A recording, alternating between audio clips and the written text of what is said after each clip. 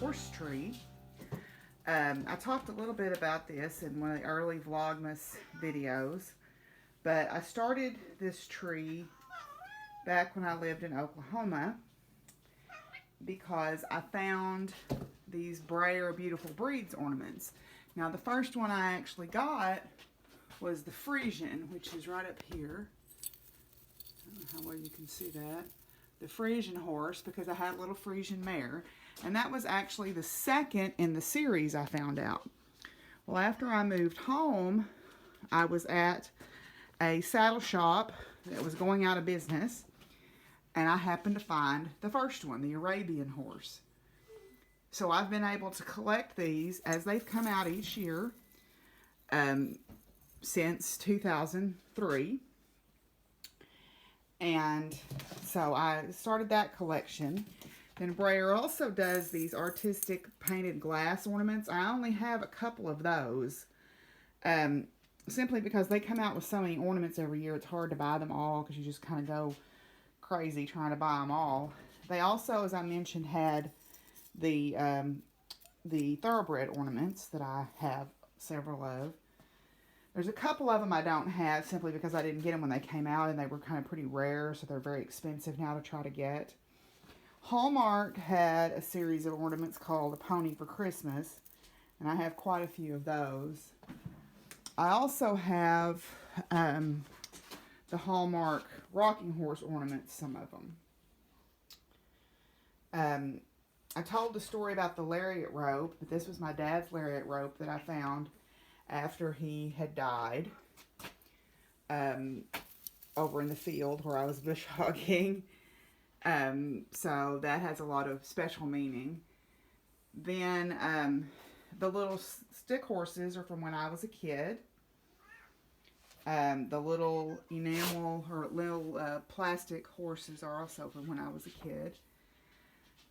And then just different horse ornaments that have been either gifted to me or I have just picked up sort of along the way. There's my Elmer horse. Jolly fellow that he is. Okay.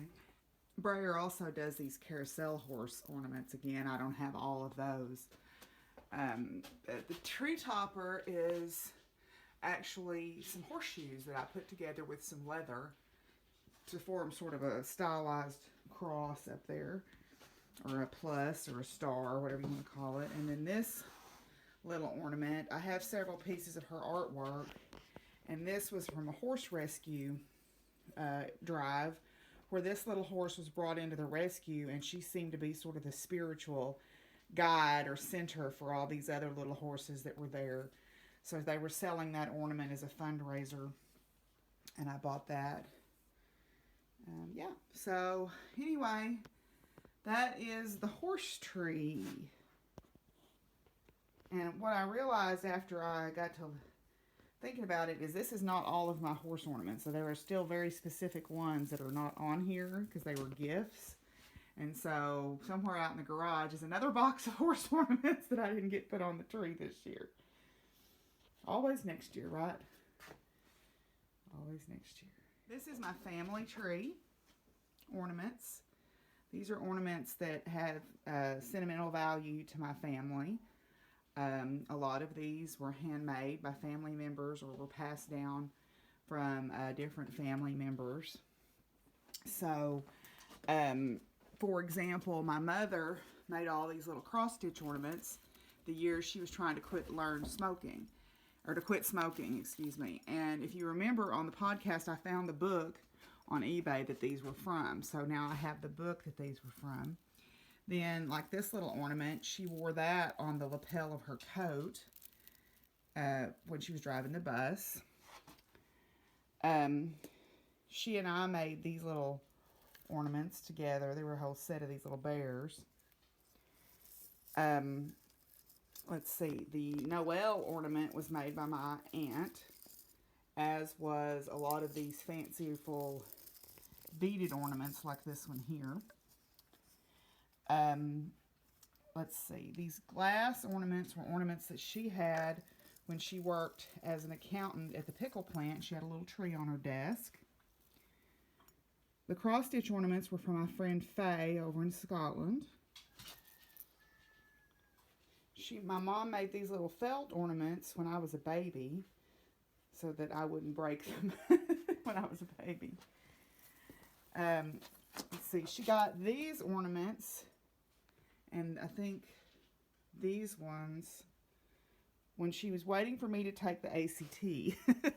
She was waiting for me to take the ACT, so she was waiting. She drove me up to take it, and she was waiting at Alco. So she stopped in and picked up some of these glass ornaments. And the little drums were made when I was in kindergarten. They were the class sort of craft that we did. Let's see, a lot of Hallmark ornaments that we gave each other over the years. The little vintage glass and shiny bright guys there were from when I was a kid. The painted mirror ornaments were my mother's mother. They were her ornaments from like the 40s or 50s. And I keep looking those up on eBay trying to find more to add to the collection. But, you know, they're worn and tattered, but they mean a lot.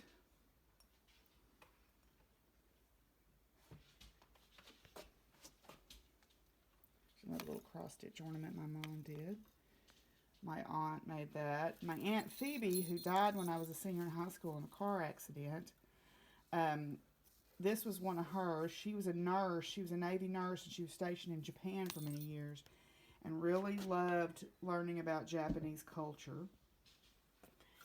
This ornament was actually from a set of lights that belonged to my neighbor lady, Miss Lorraine, and she just really loved me. They didn't have any kids of their own, but she really, really liked me, so she gave me an ornament every year, and this was a very precious one that she gave me. It's very old. My mom would get me Coca-Cola polar bear ornaments.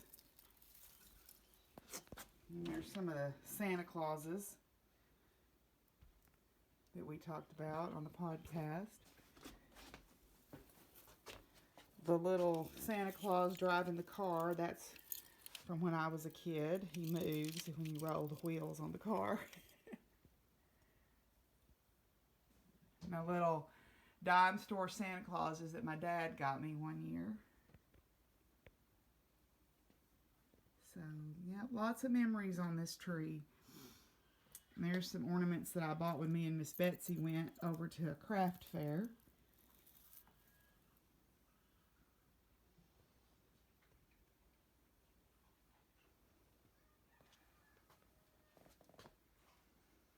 So, yep, there's a lot of memories on this tree. And I think that's what I forget when I don't decorate is these are my family memories. And I think part of the reason I wanted to do a podcast and wanted to do Vlogmas was for that. My Santa Claus. And there's Albert Pujols that I got from my dad. He was a big St. Louis Cardinals fan. So I bought that for him one year. I figure he thought it was silly, but...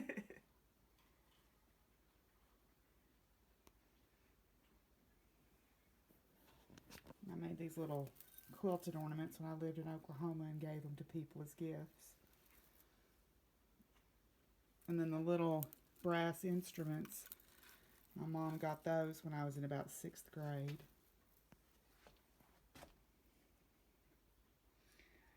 Yeah, I think that's what I forget when I don't decorate for Christmas is these are my memories. And I miss seeing them when I don't. They're like old friends. Little snowmen are Betty and Bobby Blizzard. My mom got those for me. It's one of the last things she ever got me. And I put them out every year. They make me smile. They're very happy, little freestanding snowmen. Little Christmas snow globe train was my mother's. So we put that out every year. The Raggedy Ann and Andy dolls, she had started making for me and was never able to finish them. So I actually finished them up. She'd had everything done except their hair. So I did their hair and finished them up a couple of years ago. And then this little Christmas quilt, I made this. It's just a little panel, but it came from the quilt shop in Norman, Oklahoma. And I just put some buttons on it and quilted it a little bit. I thought it was really pretty. It's got pretty pictures all over it. I made this little snowman a couple of years ago. It was a kit from Crafter's Choice that Mom got me, and it sat idle for a lot of years, so I finally made him. The three wise men I actually got off of eBay because on the Christmas tree there were some that were my mother's mothers. And then the little bears ice skating is a collection of ornaments from Hallmark that I got back when I was doing the Hallmark Ornament Club. The Debbie Mum plates I bought when I lived in Oklahoma. And then of course I've got my Christmas cards all displayed here that everybody has sent me. And these are some handmade ornaments that were gifts. Nikki made me these with the farm animals on them. She knew that I love these snow globe ornaments, and so she made me some. These vintage Christmas tablecloths I got from a friend who found them at an estate sale. And then of course if you're going to have Christmas on a farm, you got to have Santa driving a tractor, right? Of course you do. And there's my wreath that I made at the party. I've been keeping it sprayed with water to keep it freshened up. And then my little gingerbread man apron that I made Miss Betsy one like. And then the last stop on our tour of trees this year, because I only did these few, is my kitchen tree. And some of these are purchased ornaments, like this is a little Hallmark baking angel. But these little Jello molds were my mother's, and the little aluminum measuring cups. Some little Jello molds. This, I think, was from my Easy Bake Oven when I was a kid.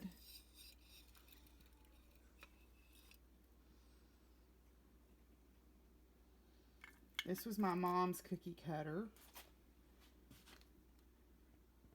and measuring spoons. And then this was her biscuit cutter, and that was my grandma's biscuit cutter.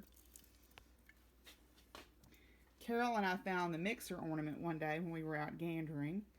And of course, you saw if you watched Vlogmas me buying the candy canes from Have a Heart, the thrift store there for the shelter. And then there's another little cookie cutter ornament.